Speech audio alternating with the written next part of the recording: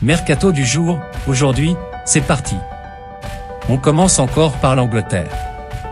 Manchester United devrait revenir à la charge pour Mount. Manchester United ne désespère pas sur le dossier Mason Mount. Après avoir formulé 2 offres refusées par Chelsea, la dernière proche de 60 millions d'euros, les Red Devils préparent une 3e proposition selon les informations de Sky Sport. Les Blues exigeraient un montant proche de 75 millions d'euros pour céder le milieu international anglais. Notre avis, un accord semble largement possible, les 2 parties ne sont pas si éloignées. Thuram rembarre le PSG. Coup dur pour le Paris Saint-Germain.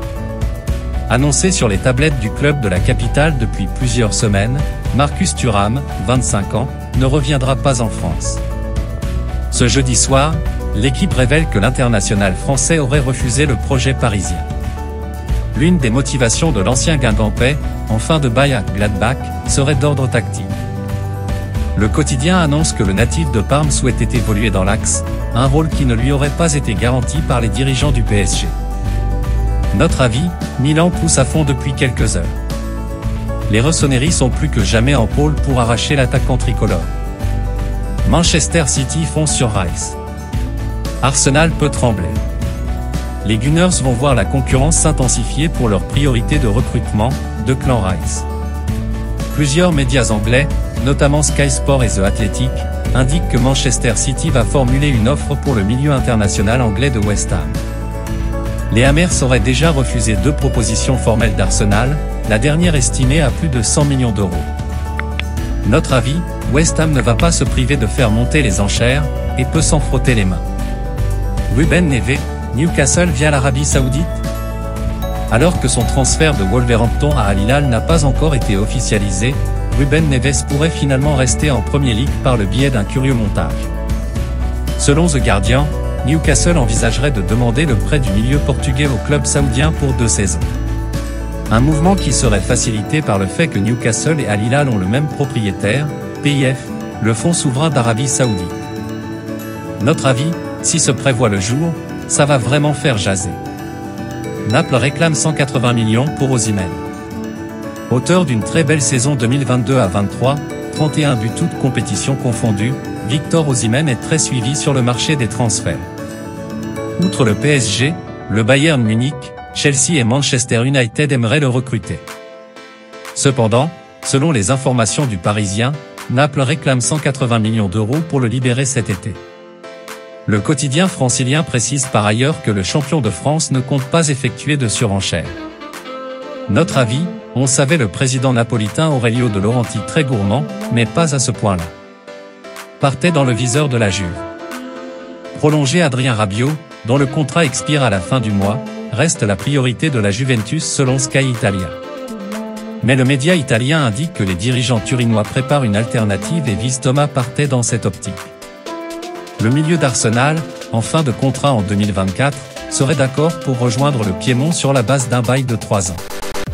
Sky Italia ajoute que les Gunners sont disposés à céder leurs joueurs pour une somme comprise entre 18 et 20 millions d'euros. Partey serait aussi courtisé par des clubs saoudiens. Notre avis, le prix annoncé paraît faible par rapport au rendement de Partey. Fenerbahçe annonce l'arrivée de Dzeko.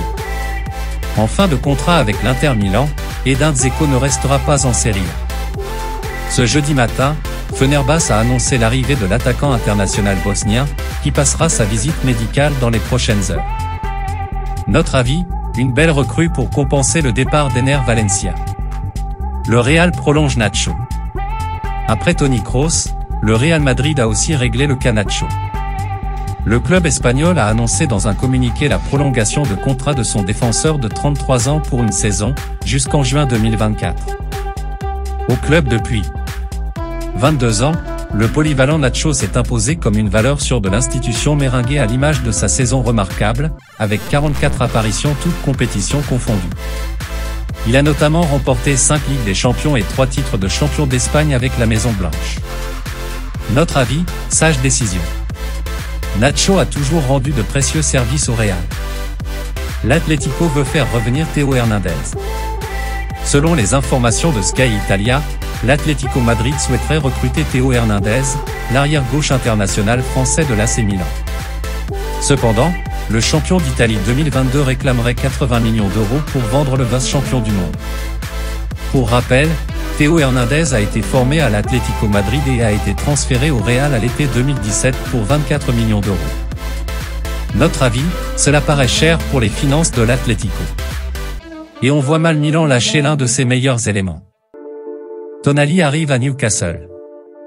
Ce n'est vraisemblablement plus qu'une question de temps avant l'officialisation de l'arrivée de Sandro Tonali à Newcastle.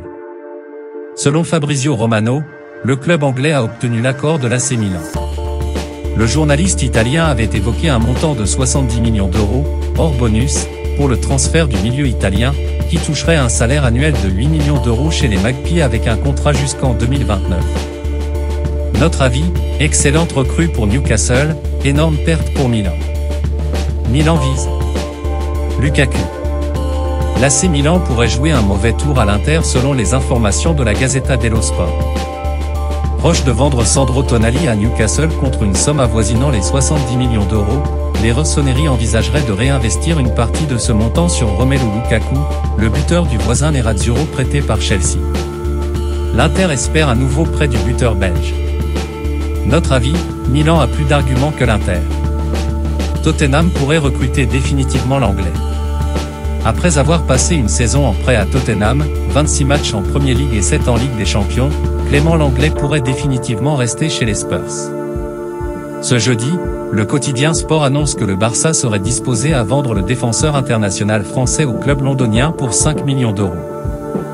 Les Blaugrana aimeraient finaliser ce dossier avant la fin du mois. Notre avis, un transfert définitif devrait satisfaire toutes les parties. Guerreiro arrive au Bayern. Raphaël Guerreiro va bien quitter le Borussia Dortmund pour le Bayern Munich. En fin de contrat avec le BVB, le latéral gauche international portugais aurait même déjà signé un bail de 3 ans avec le champion d'Allemagne selon le journaliste italien Fabrizio Romano. Il ne manquerait donc plus que l'officialisation de l'arrivée de l'ancien Lorientais par le club bavarois. Notre avis, superbe affaire pour le Bayern, qui continue de pousser pour Walker. Alors qu'il pourrait perdre Benjamin Pavard cet été, le Bayern Munich continue de négocier pour recruter Kyle Walker. Thomas Tuchel, l'entraîneur des Bavarois, est directement impliqué sur ce dossier. D'après Sky Germany, l'international anglais de Manchester City se serait vu proposer un contrat de 2 ans avec une saison supplémentaire en option. Mais City envisage de le prolonger. Notre avis, ce ne sera pas facile de convaincre Walker que Manchester City. Xavi Simons de retour à Paris? Le PSG, qui pourrait voir la piste Bernardo Silva s'évaporer, serait intéressé par un retour de Xavi Simons. D'après l'équipe, l'hypothèse ne déplaît pas, côté Paris. Simons a été vendu l'été dernier au PSV, où il a réalisé une excellente saison, mais le club de la capitale française disposerait d'une clause de rachat de 6 millions d'euros. Reste à convaincre le jeune néerlandais, 20 ans, qu'il jouera, cette fois, un rôle important chez les champions de France en titre. Notre avis, en l'état, le projet et le mercato du PSG sont difficiles à lire. Compliqué d'imaginer un retour de Simons dans ces conditions. Accord en vue entre Rennes et Lorient pour le fait. Enzo Lefebvre pourrait rapidement quitter Lorient pour Rennes. Selon les informations de Ouest France, les deux clubs sont proches d'un accord pour le transfert du milieu de terrain de 23 ans. L'équipe évoque même un accord de principe autour d'un montant légèrement supérieur à 20 millions d'euros. Lefebvre, sous contrat jusqu'en 2024, serait déjà d'accord avec les dirigeants rennais sur la modalité d'un contrat de 5 ans. Ouest France annonce par ailleurs que Lorient entend prolonger le prêt d'Eman Khari la saison prochaine. Le milieu prêté par le PSG devrait avoir plus de temps de jeu si le départ de Lefebvre se confirme.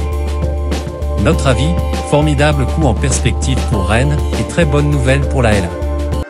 Thuram n'ira pas à Paris.